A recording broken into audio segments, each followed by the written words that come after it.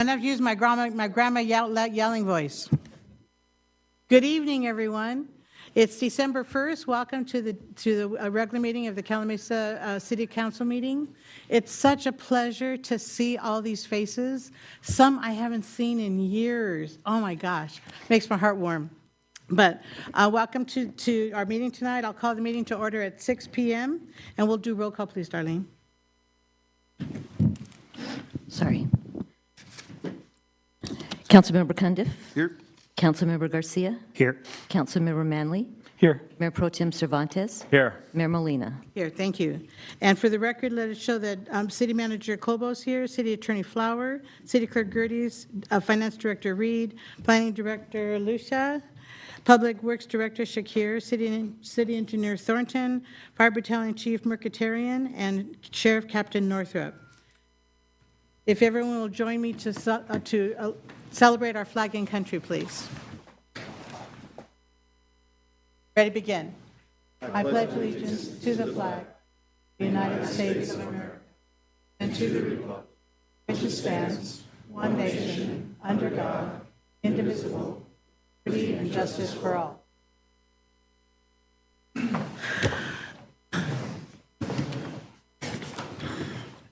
So this is a very special evening. If you read the agenda, you saw that it's the actual day of our city's 35th anniversary.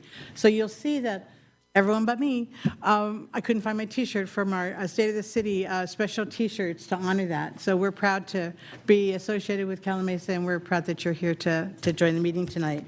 Right, tonight we have some special presentations. Can I speak from here or up there? I think it would be appropriate to go up to the podium.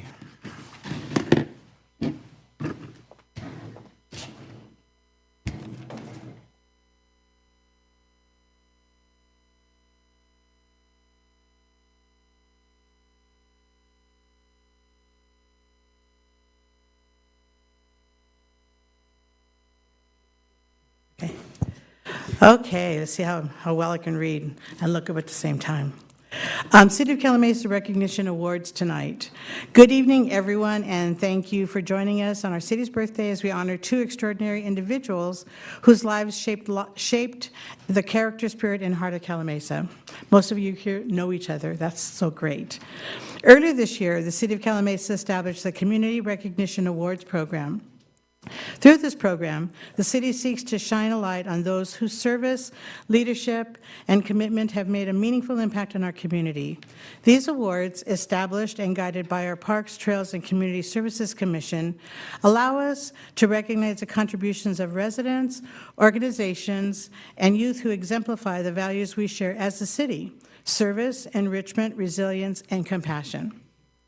Tonight, we have the privilege of posthumously honoring two men whose legacies continue to benefit our community long after their lifetimes.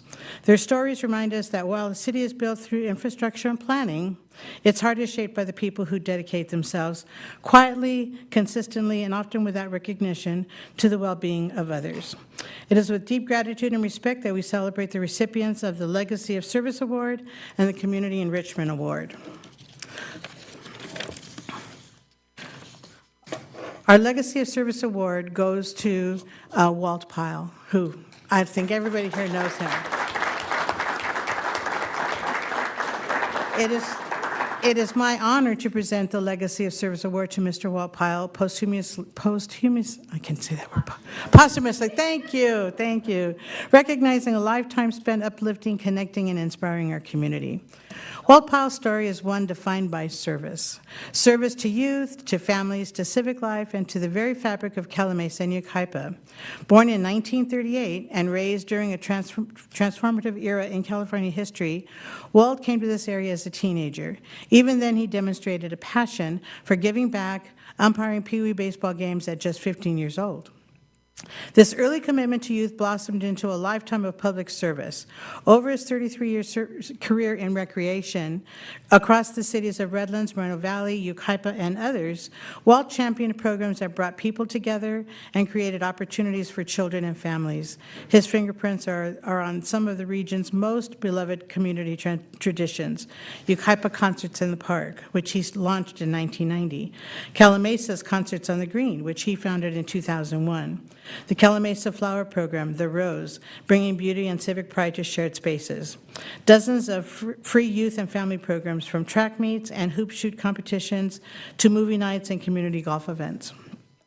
Beyond his professional contributions, Walt volunteered in nearly every corner of community life, serving on the Calamasa Planning Commission, organizing holiday events, officiating countless youth sports games, and honoring veterans through annual remembrance programs. His recognitions include being named Citizen of the Year in both Yucaipa and Calamasa, the Yucaipa Wall of Fame, and the Family Values Award, which speak to the breadth and depth of his influence. But what makes Walt Pyle especially deserving of the Legacy of Service Award is not the quantity of what he accomplished, it is the heart behind it. Walt believed deeply, everybody knows this, Walt believed deeply in community connection, in giving without expecting recognition, and ensuring that every child and family had a place to belong. His legacy lives on in our programs, our traditions, and in the many lives he touched through decades of selfless service. On behalf of the City of Calamasa, we proudly and gratefully present the Legacy of Service Award to Walt Pyle. Say it right, how he's going to come and slap me. Walt Pyle, honoring a life that will continue to inspire generations to come. He deserves that. He'd be the one saying, hey, come on. Okay, honoring Colonel Joseph Parilla. Did I say that right? Parilla. Okay, thank you. Thank you, Jim. It is also my great honor to present the Community Enrichment Award posthumously. Thank you. To Colonel Joseph Parilla, a man whose extraordinary life of service shaped not only the history of Calamasa, but the lives of countless young people across our region. Colonel Parilla was born in 1890 and lived a life defined by dedication to country, community, and youth. His 30-year military career spanned both World War I and World War II, earning him the respect of his peers and the gratitude of a nation. But when he retired from the Army and settled on County Line Road in 1947, he brought that same commitment to the community he now called home. Colonel Parilla poured his heart into developing youth programs and building opportunities for young people, long before youth sports and recreation were cornerstones of community life. He served as a scoutmaster and earned the Silver Beaver Award for distinguished service to youth. He became active in the Yucaipa-Calamasa Civil Air Patrol, encouraging civic responsibility and leadership. But perhaps his most enduring legacy lies in the world of youth sports. In 1954, he founded the very first youth sports baseball program in Yucaipa and Calamasa. In 1958, he established the area's first chartered Little League program, coaching and mentoring young athletes for more than a decade. He personally maintained the baseball fields, watering and dragging the infields using his old Studebaker, chalking and setting bases. Was anybody witness to that? I know, so cool. And in a gesture emblematic of his generosity, he built a batting cage at his home, open to all children, regardless of their team. His leadership extended beyond the field. As a member of the Little League Board of Directors, he helped shape youth sports in ways that still benefit children today. In 1963, the community recognized his extraordinary contributions with the first award ever given in his name, an award that continues to honor service to youth. Colonel Parilla passed away in 1979, but the programs he started, the fields he tended, and the values he imparted continue to enrich the lives of families in Calamasa and Yucaipa. Tonight, we recognize not just the accomplishments of a remarkable man, but the lasting spirit of mentorship, fairness, and inclusion that he instilled in this community. On behalf of the City of Calamasa, we are proud to present the Community Enrichment Award to Colonel Joseph Parilla, honoring his profound contributions and the generations of young people who benefited from his devotion to service.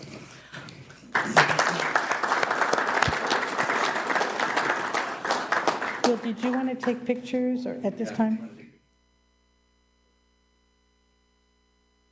Okay, do we want to do it by award, or Walt Pyle versus Joseph? Do we want to just all get together? How do we want to do it? Okay, so let's do Walt first. If you are here for Walt, please, where do you want everybody? Okay, oh, thank you.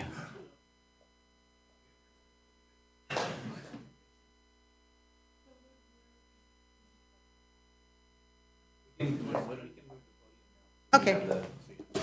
Okay.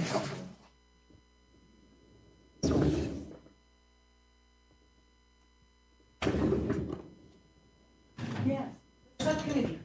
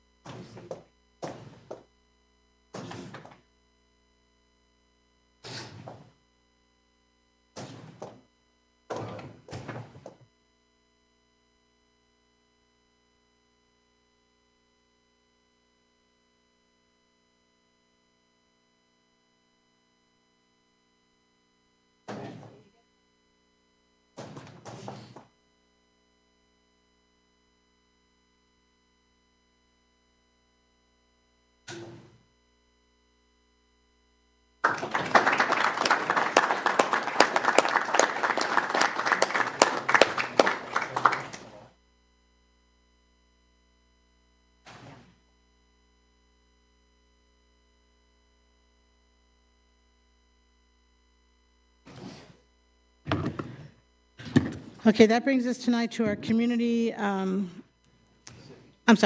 city employee presentations.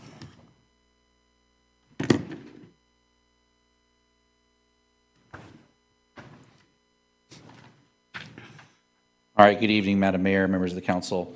Tonight we recognize, I'm honored to recognize Fire Captain Matt Vega on his 5-year anniversary with the city of Calimesa.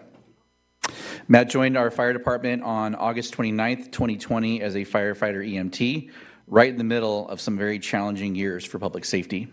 From day one, he brought energy, professionalism, and a deep sense of responsibility to this community. It didn't take long for his leadership to stand out. Just a year later, in August of 2021, he was promoted to fire captain, where he continues to set the tone for his crews.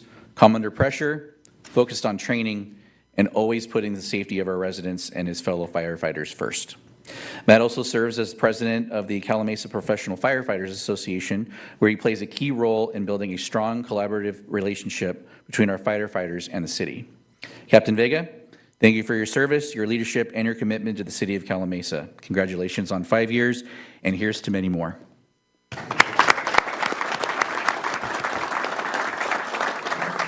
Matt's family's here. Matt, bring your family with you. Oh, come on up. All of them. Thank you. Take a picture with your family.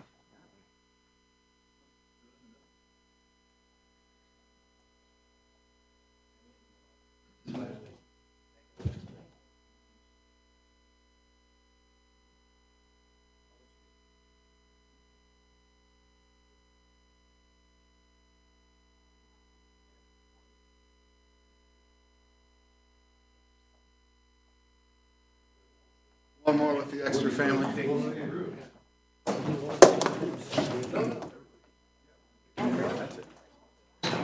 Photo bomb? I know.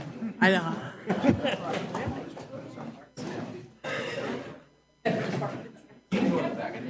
Yeah.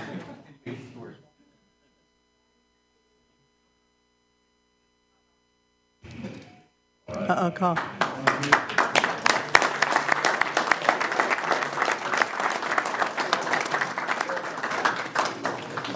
Thank you. We're very proud of our fire department. Okay, that brings us to our communications from the public. Tonight we have, I have one speaker slip. If anybody would like to speak tonight, just be sure to get us a card and give it to Darlene, okay?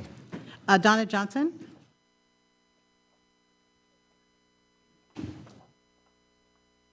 Good evening, ladies and gentlemen. My name is Donna Johnson. I live in the Californian. And I'm here with all the breath I have to give the fire department the biggest shout out I could possibly give. When I was in trouble last week, they were there so quick.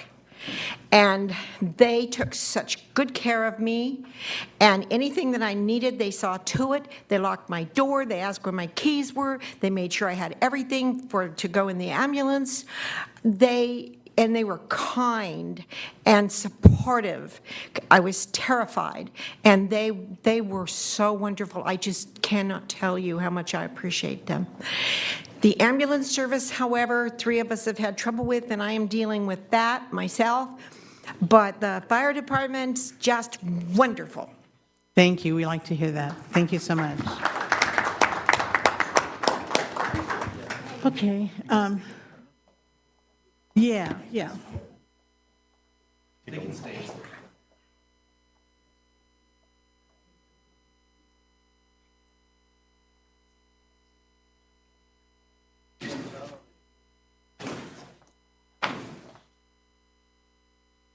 Hey, Red, tell Rocky I said hi. I didn't get a chance to talk to him. Thank you all. Thank you. Thank you so much, Jim. Mayor. Thank you. Before you take a vote on the consent calendar, we have. Okay. Will do.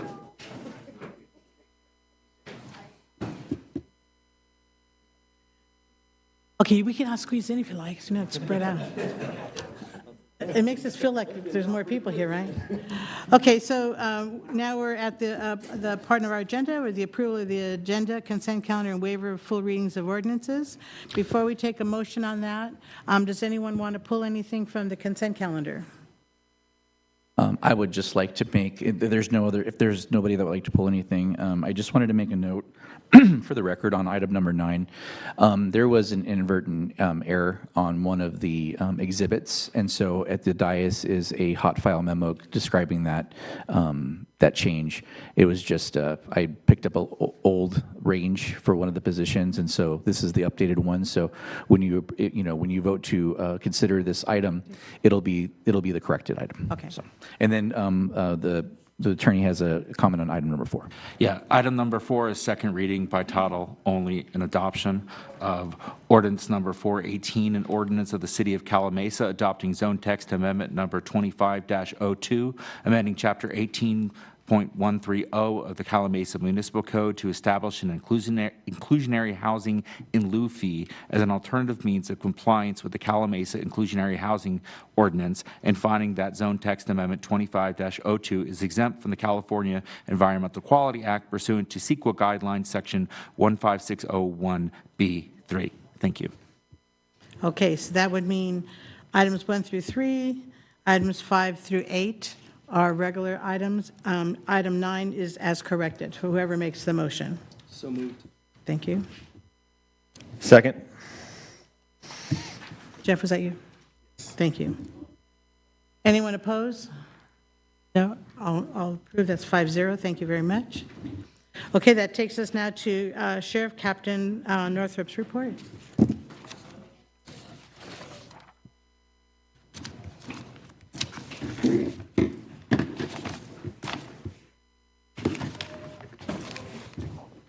Good evening.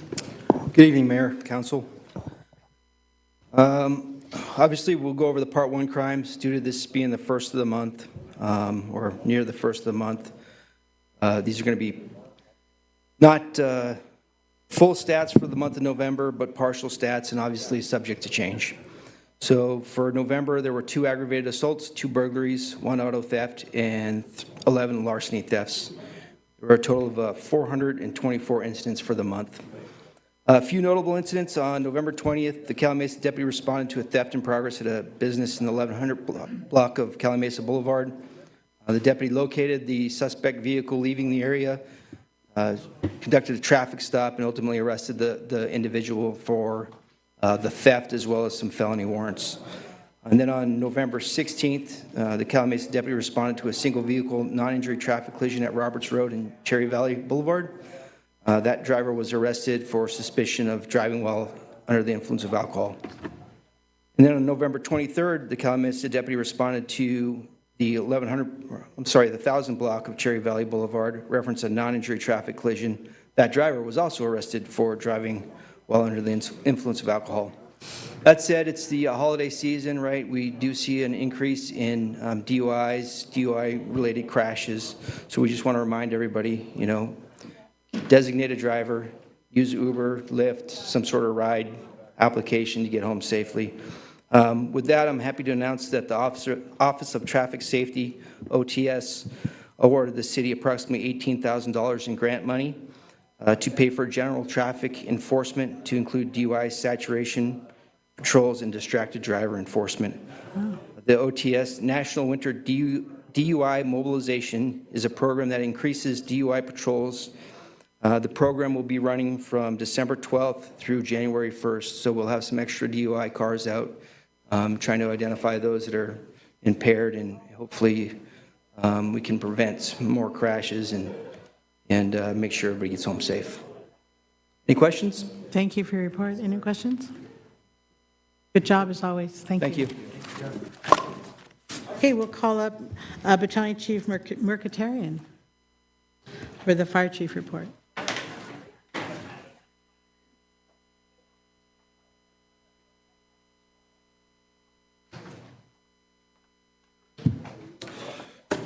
Good evening, Mayor, City Council members. My name is Chad Mekatarian, BC, with the Fire Department. Just some updated stats for you and for you guys to brag about my department real quick. We have an ISO Class 2 rating. That being said, our city proudly maintains an ISO Public Protection classification of Class 2, placing the department among the top 4% of fire departments nationwide. This high rating reflects excellence in our staffing, training, equipment, water supply, emergency communications, and response readiness. Also, a Class 2 rating directly reduces a homeowner's fire insurance premium, saving Calumet residents and businesses hundreds of dollars per year. Maintaining this rating requires strong staffing, sustainable call volume management, adequate station coverage, and continued investment in apparatus and training.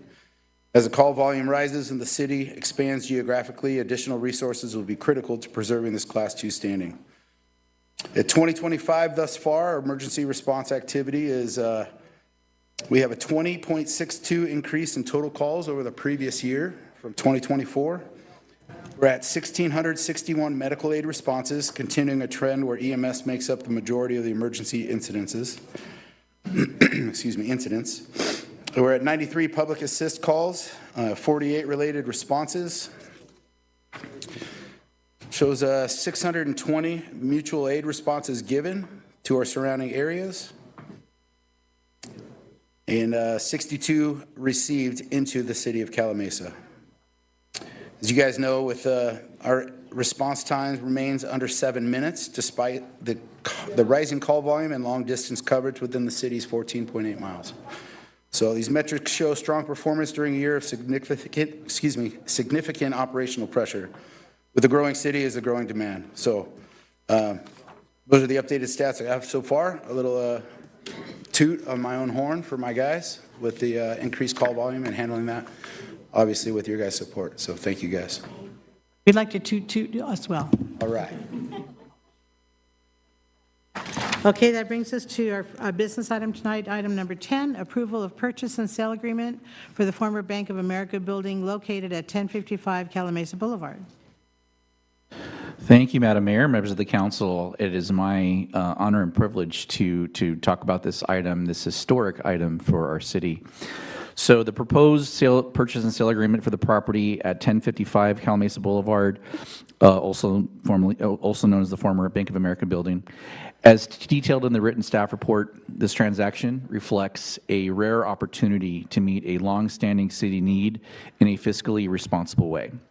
For 35 years, the city has operated out of modular buildings that were never intended to serve as a permanent city hall. Our current administrative building is about 2,000 square feet, with planning, building and safety, and code enforcement in a second modular building added in 2007. As Calumet continues to grow, the lack of space has become one of the primary constraints on expanding staffing and reducing the city's reliance on contract services. And I want to briefly touch on that point because it does come up from time to time. There has been some confusion in the community about whether the city can hire additional staff. The limitation has never been legality. It has always been cost and physical space. This acquisition directly addresses the space issue. A permanent administrative facility gives us the ability over time to internalize more functions and hire strategically when it makes financial sense. So in that way, this purchase is not only a facilities decision, it is also a long-term organizational capacity decision. As for the process itself, under the Brown Act, real estate negotiations are required to take place in closed session. That is not unique to this item. This is how every city in California protects its taxpayers during negotiations. If we were to conduct these discussions in open session, the seller would know our ceiling, could leverage it, and the public would ultimately pay more. So the council gave negotiating parameters in closed session. Staff negotiated within those parameters, and now that we have a tentative agreement, the full terms are being presented publicly in open session for final approval by the City Council, exactly as the law requires. So let's now summarize the key elements of the transaction. Bank of America listed the property through a competitive bid process this summer. With the support of Cosmont Real Estate Services, the city submitted a sealed bid and engaged in negotiations with the seller's representative, Cushman and Wakefield. The resulting agreement proposes a purchase price of $1,985,000 for a building of approximately 8,065 square feet located centrally within our community. Staff completed extensive due diligence, including site inspections and updated appraisal, which, by the way, exceeded the purchase price, a new ALTA survey, and updated title review. A Phase 1 environmental assessment will be completed during the inspection period upon execution of the agreement. Importantly, this acquisition is funded entirely through general government facilities development impact fees. These are restricted dollars. By law, they can only be used for capital facilities like City Hall. They cannot be used for salaries, programs, police staffing, parks, or any other operational needs. This purchase does not affect the general fund in any way. The agreement also includes a leaseback of the existing ATMs, which remain in operation. This is a standard for bank properties and will generate modest revenue to offset a portion of the ongoing facility costs. Once staff relocates, the existing City Hall site will remain in city ownership and can be repurposed to support public works operations, serve as a potential location for a new emergency operations center funded by a federal earmark secured last year, or accommodate future community services needs. In closing, this acquisition represents a practical, cost-effective, and long-term solution to the city's administrative facility needs, while also laying the groundwork for future staffing and service improvements. Staff recommends approval of the purchase and sale agreement, and that concludes my report, and I'd be happy to answer any questions. Thank you. I'll open it up for questions on the dais. Eric? I just would like to say that this makes me extremely happy. The fact that this has finally come to this point. And I think it's a smart move for us. I think it's a cost-effective move for us. And if you could answer in the best ballpark, if we were to build one from scratch, what would we be looking at, roughly? Based on a price of similar size, based on the going price of construction and acquisition, probably somewhere in the $8 million range, $8 to $9 million range. That's all I have. Thank you. Thank you, Madam Mayor.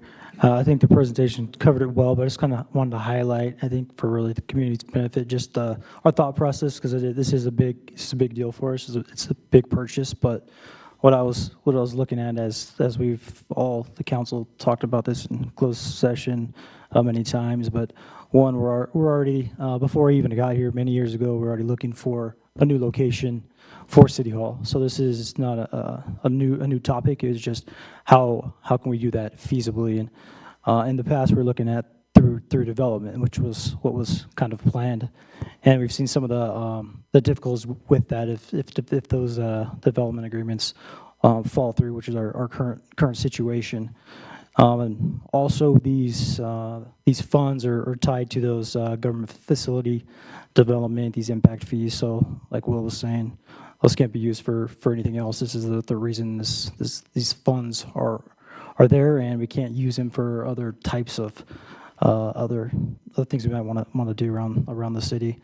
And then I think the most important thing for me was the cost-effective aspect of it. So if we were going to build something from the ground up, get a piece of land and then build that, it's going to be significantly more expensive. And this is also a unique opportunity for us to take advantage of that. So in the long run, it's going to significantly lower the cost for us to do what we're already planning to do. It was just timing-wise, we had to kind of take advantage of this opportunity while it was there. But in my mind, as far as the numbers go, which is a lot of times where my mind is going, is this going to make sense long term? Is this going to be a cost-effective thing? So the answer to that is yes, and so that's what makes me most happy about the decision that we made. Thank you. Jeff? Thank you, Mayor. Yeah, I would just echo what my colleagues have said here. Underscore that this is a historic, I think, purchase for the city, the right purchase for the city. I think this has been a long time coming. It's going to be a building that we could grow into as a city. We already have outgrown our current facilities, and this is going to be something that's going to allow us to serve our community well for decades to come. And it's going to be a building that we can be proud of, a place that we can conduct our business in a space that is comfortable and conducive to what we have to do. So when our city manager says that we did our due diligence, we did. They did all that they could to look into this purchase, make sure it was financially a good decision, that this was the right location, that the building was ideal and suitable, and it checked all those boxes. And I agree that it does. And we were included in the decision-making process throughout. And so I've got no reservations about this. So thanks to staff for making it happen. And I'm really looking forward to the ribbon cutting next week, right? No. Next year. Add 1 year and maybe we're there. Edgar, did you want to make any comment? I'm really excited about the new chapter for our city. I want to thank the city staff and the city manager and our city attorney as well too for all the hard work that's been happening between them, and then bringing all the information to us as council members.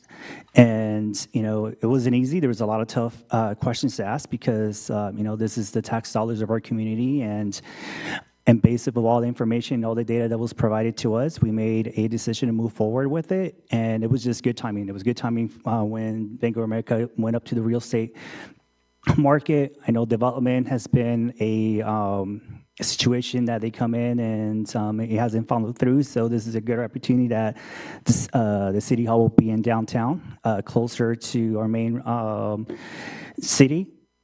Even though I just completed my first year as a council member, I learned a lot, and I'm very excited that the team and the staff is going to be growing within the facilities, and it will be providing more services to our community as well, and to provide support for our leadership within the city of Calimesa. Thank you. My only comment is I'm very happy that it's in the historic part of our city, because we were looking at some, with new development, putting land for City Hall somewhere in the new area, all the new construction like off Cherry Valley and such. So I think having it in the historic, keeping the City Hall in the historic part of town is going to upgrade the downtown area. It's going to bring a higher business value to the businesses that are there. It's going to change the look of Calimesa Boulevard. So I'm very pleased that this happened on our reign, and we're very proud of it, and we're going to be looking forward to bringing this open to the community and having that area of town being a vibrant area that it already is. So at this point then, we're looking for adoption of Resolution 2025-60, a resolution of the City Council of the City of Calimesa, California, approving a purchase and sale agreement with Bank of America, National Association to purchase real estate located at 1055 Calimesa Boulevard in Calimesa, California, APN 411-180-023, authorizing the mayor to execute the agreement and take related actions, and amending the fiscal year 25-26 budget to include a related adjustment in the Administrative Facilities Fees Fund. I'll entertain a motion, please. So moved. Thank you. Second. Thank you. All in favor? Aye. Aye. Good, that's 5-0. Thank you very much. Congratulations, everybody. Looking forward to this milestone in our city. Good news. Okay, now to the confusing part of our agenda. I'd like to convene the joint city council and successor agency to the Calumet Redevelopment Agency meeting. Joint business items. Item number 1, city council annual reorganization with the rotation of mayor and mayor pro tem. Darlene will present. Yes. Thank you, Madam Mayor. As you know, we annually make a change in our mayor and mayor pro tem. And when there's not a general municipal election, it's the first meeting of December, and here we are. On September 15th of this year, though, we adopted Resolution 2025-52, which established a mayor and mayor pro tem rotation policy. The policy established a process for rotation of the mayor and mayor pro tem in order to ensure fairness, transparency, and preparedness for council members serving in presiding officer roles. The mayor and mayor pro tem shall serve a one-year term. No council member shall serve consecutive terms as mayor or mayor pro tem unless all other council members decline to serve. A council member is eligible for mayor after 1 year of service on the city council. The mayor and mayor pro tem shall rotate each year according to seniority of service. After serving as mayor, a council member moves to the end of the sequence, and the mayor pro tem shall normally succeed the mayor in the following year. Selection of the mayor and mayor pro tem must be ratified by a majority vote, which would be 3 votes, and if a nominee fails to receive 3 votes, they are moved to the end of the sequence. A council member may decline to serve as mayor or mayor pro tem. In such case, the position passes to the next council member in sequence. So pursuant to the list of rotational sequence, Mayor Pro Tem Cervantes will move to the office of mayor, and Mayor Molina moves to the end of the sequence. Councilmember Manley then moves to the office of Mayor Pro Tem according to his seniority of service. So now I just need to have a confirmation of the rotation of Mayor Pro Tem Cervantes to mayor and Councilmember Manley to Mayor Pro Tem with a required action by the City Council of 3 or more affirmative votes. So we need a nomination to accept the, No, because of the, Motion and second to confirm the rotation. yeah, you're just making a motion to ratify the rotation. so we just call for the vote. So I'll make, There's a motion and a second. I'll make a motion that we accept the rotation, which would allow for Councilmember, Mayor Pro Tem Cervantes to be mayor, and then Councilmember Manley to be Mayor Pro Tem. That is the action. Thank you. Second that? Okay. All in favor? Aye. Aye. Okay, unanimous. Congratulations. Thank you. Do we swap now, or do we wait until the end of this item? After we come back to, We're pretty much done with the meeting when we're done here, other than your mayor and council comments, so we can just switch at our next meeting. It'll all switch at the next okay, meeting. so we have to do the successor. Yeah, we still have JM2, Yeah. right? You're technically still the chair of that. Okay. Actually, I think that's one of the confusing things. I believe Mayor Cervantes Takes over. is the chair of that, was the chair of it last year, that we made that, didn't we do that last year? We did. So technically, you're the chair of this anyway, so, So I have to handle this order of business? yes, sir. All right. So the resolution did not automatically do a rotation for the successor agency. So you'll need to pick someone to be the chair and the vice chair. However, we kind of would rather it kind of Yeah, match. Staff would recommend that the Tim. chair follows the mayorship and the vice chair follows the mayor pro tem Yeah, it's seat. just That would easier. be our recommendation. is that something we could clean up later, language later, so that it's automatic for the next? We could clean up the language. Actually, I think we probably don't need to change the rotation policy. What we probably just need is to tweak the roles of the mayor and mayor pro tem to include chairing or vice chairing of any boards, whether it's, successor agency, if there's a financing board or any type of other board that we would create, the mayor would automatically be the chair of that as well. That would be our recommendation. So we can look at that and bring that back.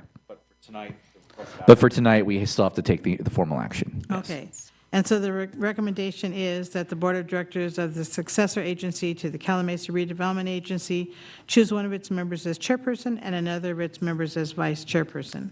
So would anyone like to make the motion to mirror? Yes, I'll make the motion that we have Mayor Cervantes serve as the chair and Mayor Pro Tem Manley serve as the vice chair. Okay. Do we have a second? I'll second that. Thank you. All in favor? Aye. Aye. 5-0, that passes. Congratulations on that. We will now again. adjourn the successor agency to the Calumet Redevelopment Agency and reconvene City Council. So at this point, that brings us to Mayor Council member reporting our county meetings. And Edgar, we'll start with you. Got nothing to report besides thanking the city staff for all your amazing work and the city lights as well too, and the public works department as well too. Thank you for putting up those stands between the schools. That the community has been very happy about it. So thank you for moving forward with that and controlling the traffic flow in that area. So besides that, I do want to say a big shout out to our Sheriff's Department too for supporting our community and our residents too as well with traffic control and patrolling the schools as well too. So big shout out to our officers. Besides that, if I don't see you guys at the end of December, I hope to see you guys next year because 2026 is just a few weeks away. Thank you. Mayor? Thank you. Thank you. If I may, I have a few prepared remarks this time I'd like to share. So I want to express my sincere appreciation for the vote of confidence from my colleagues up here. Thank you for the confidence you've placed in me. Or maybe you were just following policy, but I'm okay with that too. Either way, it's good with me. It's an honor to step into this role and to continue serving the community that we all care so much about. As I take on this responsibility, my focus is the same as it's always been, to work with all of you and our residents to make the most informed and reasonable decisions we can for our city. So the way I see it is the council, our staff, our residents, we're all on the same team. We may not always agree, but we share a common objective, doing what's best for Calumet. So, as always, we have important work in front of us, and I'm confident that together we can continue moving Calumet in the right direction. So thank you again for this honor. To be the mayor, I'll do my best. Thank you. So, appreciate that. Also want to say a couple comments, secondly, about our staff. And I just was thinking about it this time of year, Thanksgiving, Christmas, that it's appropriate to just say thank you, how much we appreciate you all.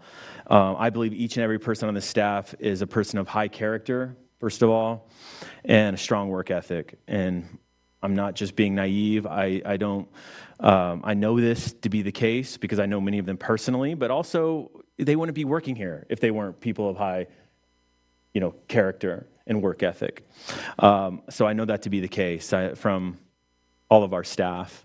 So thank you. Much of the work that you do goes unnoticed most of the time, but it doesn't make it not important. It's extremely important, and it's always appreciated. So I know we all have the same goal. Our staff, council, we're all just trying to make our city the best possible place that we can. And so I just wanted to say thank you. This time of year especially, it's well-deserved. This city wouldn't be the place that it is without you. So thank you. And with that, happy holiday season. This is a good time of year, one of my favorite of the year. So enjoy it. That concludes my report. Thank you, Mayor. Mayor Pro Tem Manley. Thank you. I want to thank all the staff for the tree lighting event, being out there. That was well attended, so I appreciate all the hard work as usual. And I just want to say thank you to council member, now Mayor Jeff Cervantes. So it's a long time coming, so I'm glad to see you there. And it'll be an honor to back you up over this next year. So anytime you need anything, I'll be right here in this chair waiting for you, man.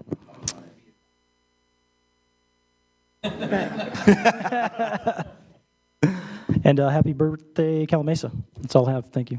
Thank you. Councilman Condit? Thank you. So first, I'd like to say thank you for all the great work that you've done this last year and serving that position with dignity and just doing a great job. So thank you for that, and congratulations to you. Thank you, sir. I know you're going to do just fine. You know, you're a great councilman, and you've taught me a lot already, so I know that you're going to do just great for us. Lastly, I don't have any meetings to report on, but there is some thoughts I'd like to share that I penned down earlier, so just bear with me as I read through this. So I would like to take a moment and address some very unfortunate and what amounts to a gross misrepresentation of our city clerk, Darlene Gertie's character. Recently, Darlene shared some thoughts during a podcast that were taken out of context, misrepresented, and placed in a local paper. And I would encourage everyone to go back and listen to that podcast and the conversation in its entirety so that they can hear for themselves the nature of that discussion and what was said. I've had the pleasure to know and work with Darlene now for over 4 years and have seen firsthand the type of considerate and dedicated person that she is. She gives 110% of herself to the city, its staff, and most importantly, her duties as city clerk. Other cities would be lucky to have someone like her and the integrity that she has. And I'm personally blessed to know her, and the city is a better place because of her. Her commitment to public service, her position, and to our city is second to none.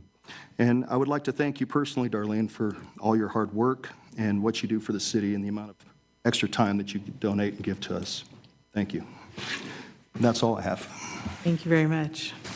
I attended only one meeting. That was on the 24th RCTC Budget and Finance meeting, where they approved routine financial updates, changes to the investment policy and legislative platform, and the procurement policy manual. And so I'd like to just add to my comments to thank the staff. The staff is fantastic and makes us look good. They do all the work. We report it and make sure that it's proper, but it makes us look good. And I'd like to also commend the council members for their commitment this year to the county commitments that they were appointed to. That brings respect to our city by other cities. It's so important to network, to work with the cities in the past. It's brought us success, and I think we also have a lot to offer. So I'd like to thank you all for that meeting, that commitment, and the staff. The staff is just a great, fun group of people that it's a family atmosphere here. So thank you, Will, for putting together the podcast, because that's really, I have learned so much from those myself. Thank you for making it clear, and it's a clear record for us to go back to when we want to refresh ourselves on something. So thank you for that. It takes a lot of your time. I recognize that. So we're so proud of you for that. Thank you. And so it's been an honor for me to lead the city council this year. It's my first time ever, and I enjoyed it tremendously, and look forward to continuing all the good work that we're doing. We've reached milestones this year, and we're continuing to bring prosperity to our community. And look forward to serving under the new mayor and Mayor Pro Tem. So thank you all. Have a happy season. And I'll turn it now over to our city manager for our city manager comments and report. I do have a couple of community events to talk about. I will be brief, though, because I know I'm the only one standing between us and cupcakes. So this Saturday is the annual Get Your Lights On Christmas Parade, starting at 5 p.m. on Calamasa Boulevard from Avenue K to Myrtlewood. The city will also be hosting a Christmas market along the parade route at 1103 Calamasa Boulevard, just north of Myrtlewood. And next Thursday, December 11th at 6 p.m., we will be hosting a virtual town hall for the Cherry Valley Boulevard interchange to give updates on the current status of the project and what our funding strategy is. So one of the things that of the funding programs that we're looking at is they're looking at community outreach, and I've done several updates on the project with the podcast, which we're going to use as part of our grant application. But this will be considered the next podcast episode, but it'll also be something that'll be live, so people can actually ask questions in real time. So I'm going to work with Yeza to get that advertised. We're also going to, what I'd like to also do is reach out to the city of Beaumont Beaumont and have them also advertise it on their social media, since they're probably the most impacted by that interchange. They use it, they're the biggest users of it. So I think it's important for them to be involved as well, because we're going to need their support as we go for these grant programs going forward, both on the federal and on the state side. So like I said, be on the lookout for that. And when that information comes out, I will also share it with all the councils so that you can share it with the community as well.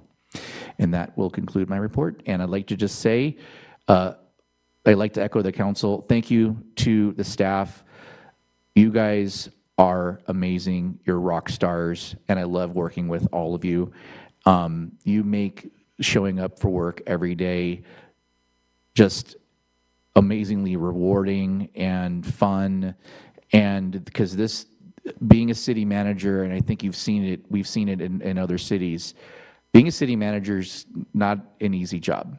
But a big part of why we get success, actually the biggest reason that we have success, is because of our staff. And so I just want to thank you for all that you do every day.